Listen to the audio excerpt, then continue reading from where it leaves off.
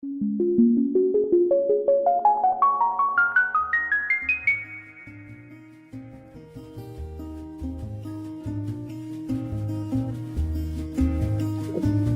right, hi everybody. Super excited about the interview that I have today. We're here with Shawn Dady, and Shawn is actually kind of runs the head of Tennesseans For Raw Milk Association, as well as Weston A Foundations connected with that. So we're going to just be visiting with her today and find out a little bit more about these. So Shawn, thanks so much for joining in. I really appreciate you taking time out of your super busy schedule. You're very welcome.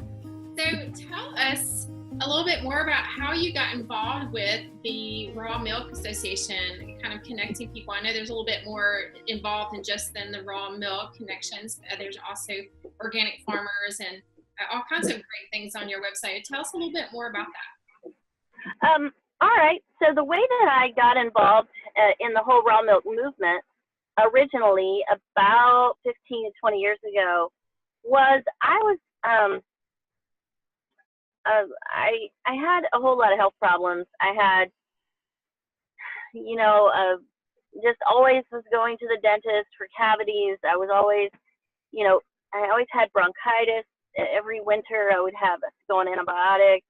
I had just had, I was just a young mom with children, and I was, I think that's a lot of young moms are searching for health articles and learning about, the best way to feed their children, the best, the healthiest approaches to things.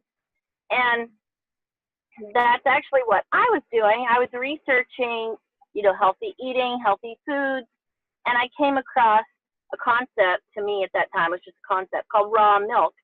I was like, what is that? I'd never even heard of it because I thought, isn't all milk pasteurized? Isn't it supposed to come from the cow pasteurized? I mean, what is raw milk even? What is that? And so I started reading about it, and it was like a revelation, an epiphany of like, oh my word, this is how milk should be. This is how we should be eating milk. Drinking milk from the start.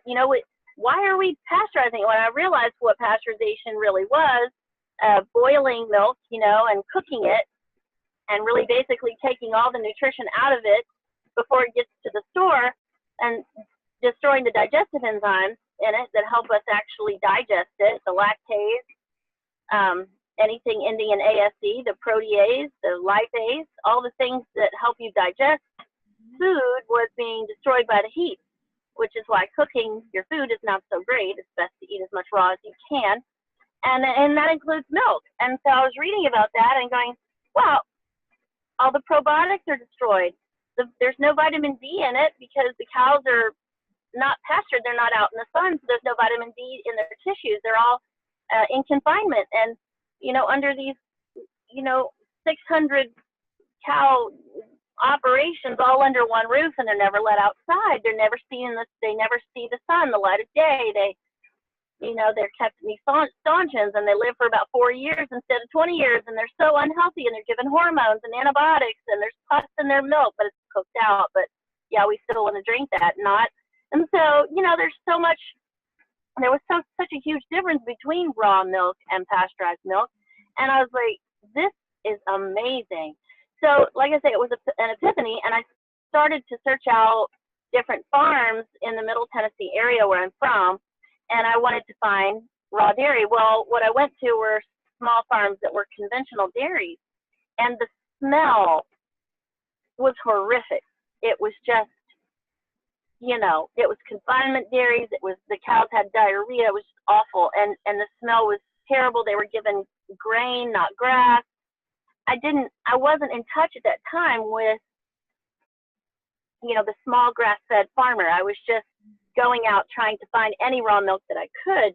Well, none of them would sell to me because they weren't allowed by the ag department to do so, and they would be fined $10,000. And to a small farmer, that's a huge amount of money. And small farmer who's barely making it anyway, getting paid $1 a gallon for their milk, pasteurized. So I couldn't find it. I was outraged, and I was like, I cannot believe that I can't get raw milk in this state. I started making phone calls. I started doing my due diligence and calling everyone that I could and trying to learn about the topic. Then I came across the Weston Price Foundation, Weston, and they were one of the pioneers of the whole slow food movement, where they, were promoting, raw dairy mostly, and then all kinds of good fats, butter, lard, coconut oil, cream, tallow, beef tallow, chicken tallow, using these things in cooking, getting back to basics, as opposed to canola oil, vegetable oil, and things like that clog our arteries. We've been sold a bill of goods in this nation that canola oil and vegetable oil are better for you and healthier for you, when in fact they are not. They do not contain, to me, honestly, in my opinion, and the research is showing now that really it is damaging oils in our bodies that cause inflammation of the arteries, and therefore the buildup of cholesterol, because inside the arteries, the body is trying to fill in the damage from the damage with the cholesterol, so it fills up inside the arteries and clogs it up. I believe it's from the damaging oils in our diet, trans fats. The things that are good are coconut oil, lard, beef tallow, butter, all the healthy oils. And so that's how I became involved with the Weston Price Foundation, because I was like, wow, this is the organization that I want to be involved with. They're a nonprofit based out of DC, promoting all the stuff raw dairy. So I said, I want to be a chapter leader in this area and connect with small farmers and promote the ones that are doing raw dairy. Yeah. And then I started lobbying to get raw dairy cow shares passed, the cow share bill of 2009. I worked with Senator Frank Nicely. We did get the law passed, and it opened up an entirely new industry for small farmers to go out and be able to do cow shares. So now in the state of Tennessee, you can buy into a cow because there's no law against drinking your own cow milk. Right. But they make it illegal for human consumption. So you either can sell it for pet consumption or sell it through cow shares. But you're selling your labor, not the milk. So whatever, we're splitting hairs over language. But that's how I got involved. And then I started Tennesseans For Raw Milk, because I knew that I was getting, 5, 6, 7 calls a day, people looking for farmers. So I started the website that automated that process, and they could find those farmers on my website, Tennesseans4rawmilk.com.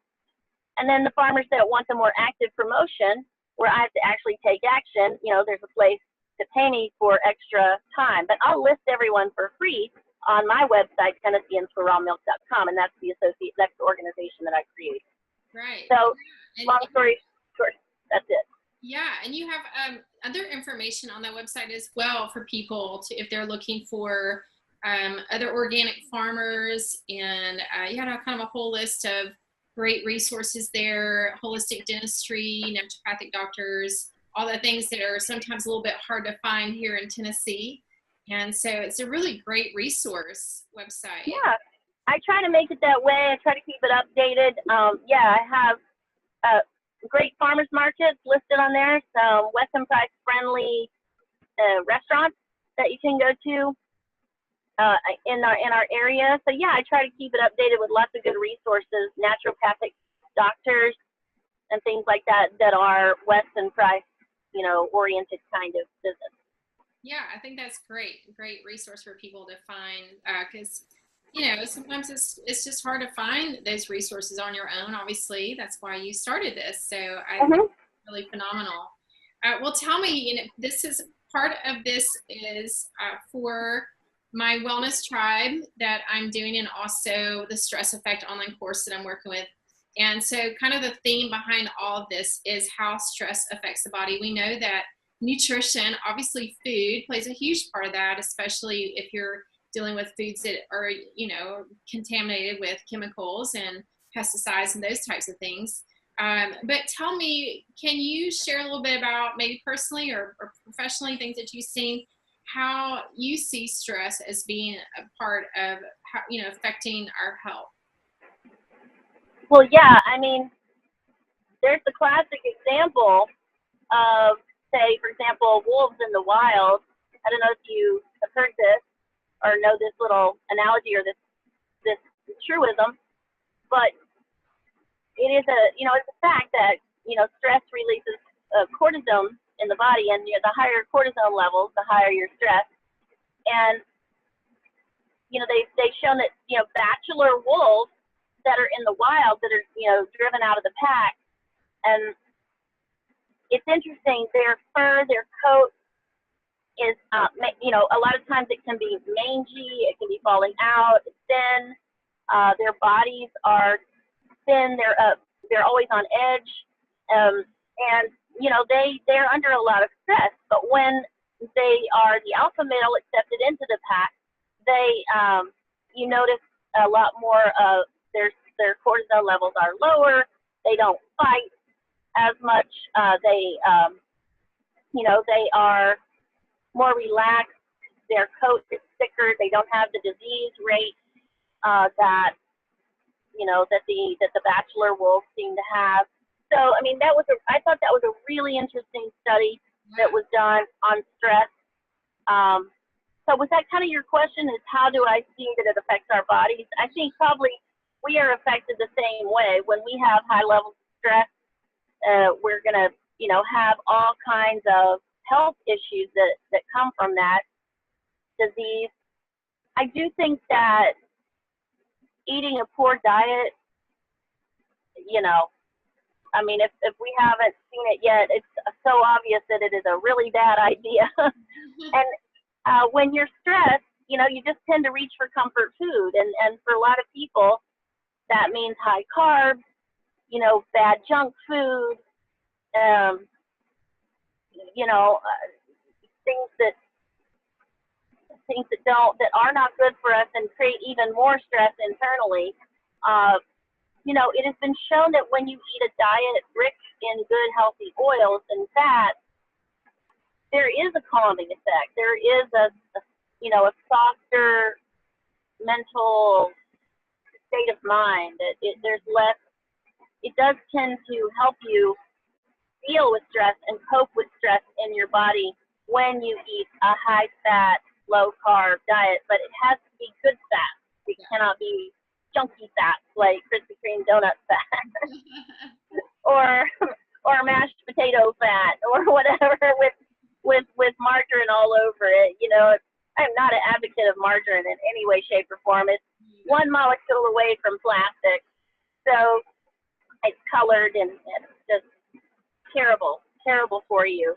So I'm a real advocate to help your stress levels with, putting good fats in your body and good healthy foods, and avoiding things that put stress on you, like, white bread and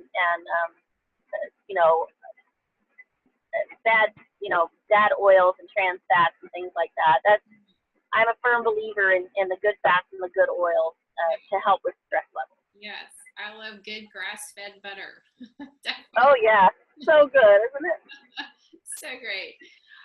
Well, before we close today, is there anything else you'd like to share with us about your website or the Weston A. Price Foundation, or maybe your favorite health tip, or anything you want to leave with the audience today? Yeah, I think that everyone should try to support the Weston Price Foundation, become a member. The Weston Price Foundation is a great advocate for getting laws passed in various states that promote, local farms, small farms, and we've really got to move from big agribusiness and big farming and animal cruelty through, these huge cow operations that make the cows' lives miserable. We need to really move away from that model, and Weston Price is a huge advocate for small farmers, local farmers that actually treat their cows in a humane way, the way that cows are supposed to be treated. Yeah. Out on grass all day, brought in twice a day for milking, fed grass, and loved on and cared for humanely, euthanized if they need to be, not scared to death with all kinds of, when they release the fear hormones into their bloodstream because they're afraid of, dying, what's happening, and smelling blood in the slaughterhouse. Humanely putting cows down for grass-fed meat. things like that. You know, Weston Price is a great advocate, and I would encourage everyone to join. It's westonaprice.org, WESTONA price.org. And I would encourage everyone to join. It's also full of great content. You wouldn't believe the content on there. It is a content website. It's filled with, you know, formula for using raw dairy for babies, you know, that are adopted, you know, cow milk, goat milk. It's full of resources where you can find farmers in different states. I only cover the Tennessee area on Tennesseans4rawmilk.com, but the Weston Price has a national database filled with farmers all over America, you know, even some in other countries, and raw dairy, where you can get access to raw dairy, you know, butter, cream, raw milk, even goat's milk in some farms, and cheeses, you know, you can find. It's a huge resource. So I would encourage everyone to support them. And then if you can, support your local, you know, farmers markets as much as possible. Go there, purchase, you know, your grass-fed beef, your raw dairy. Be sure it's grass-finished, not just grass-fed, because you don't want just grass-fed. You don't want them to have grain the last 3 or 4 months of their lives, because that negates all the good that it did to have them grass-fed. It puts omega-6s in their tissues as opposed to omega-3s. So you want, you know, grass-finished beef. You want butter and cream, raw dairy, as much as possible. And so I would support local farmers, small farmers, try to get everyone to move away from the big agribusiness model.